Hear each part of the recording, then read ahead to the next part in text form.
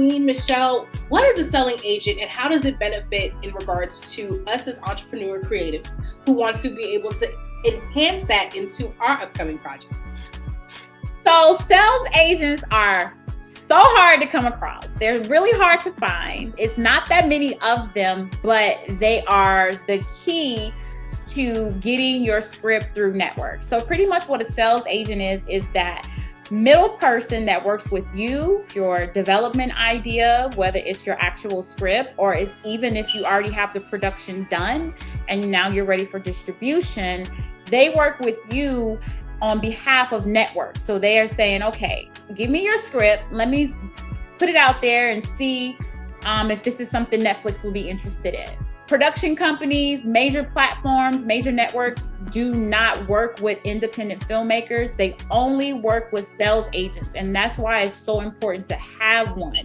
If you don't have a sales agent communicating with these networks, then you're not going to get through to them. Anything that they like, anything that the market, Netflix and them send out emails to these agencies and production companies like, hey, we're looking for this. They're just because they're major does not mean they're still not looking for content. They're still looking and wanting things. And so they contact sales agents, they contact, production companies who have them. And they're like, hey, well, does anybody have something close to this? And if your sales agent has that work from you, they put it into, their ear and say, hey, here's the script or here's the finished project.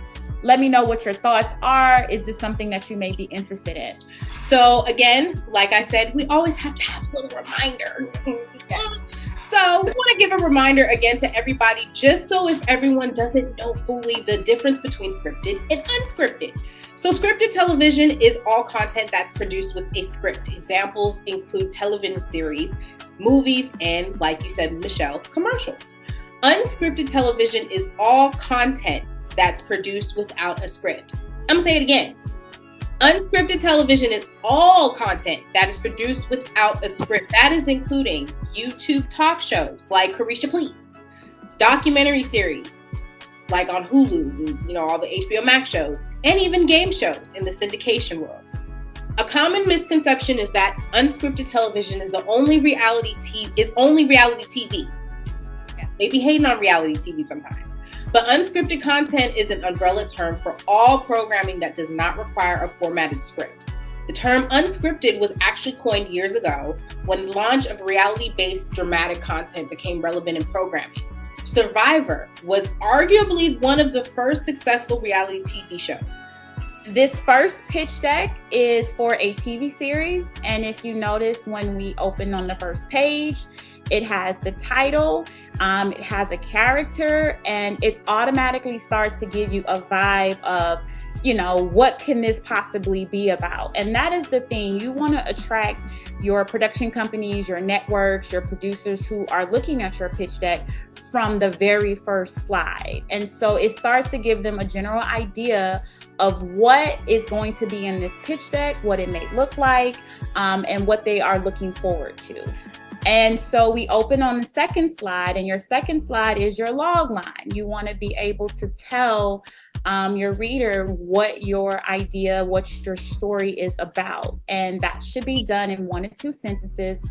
I recommend no more than about 75 words. You don't want to overwhelm your reader. You have to understand when you're sending off pitch decks, especially the executive producers and networks, they read they just get a bunch of pitch decks every day. And so you want to have it in a place where they don't feel too overwhelmed with your words as well.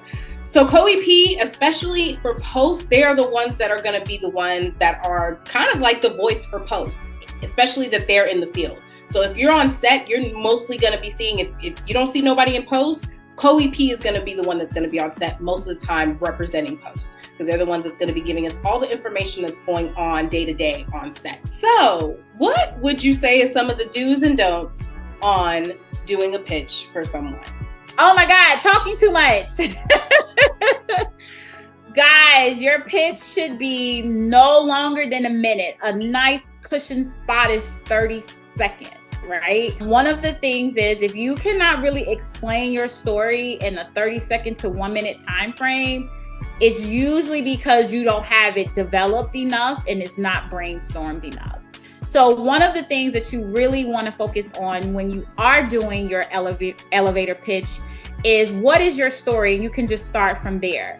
I know a lot of times people like to talk about themselves, like, oh, let me tell you about my movie, and then let me tell you what I do. I'm an executive producer, and I'm a director, and I shot this and I shot that. This is not the time to talk about yourself. You just want to introduce yourself. You want to say, hey, you know, my name is Michelle. I'm an executive producer, and I have an idea, and it goes like this.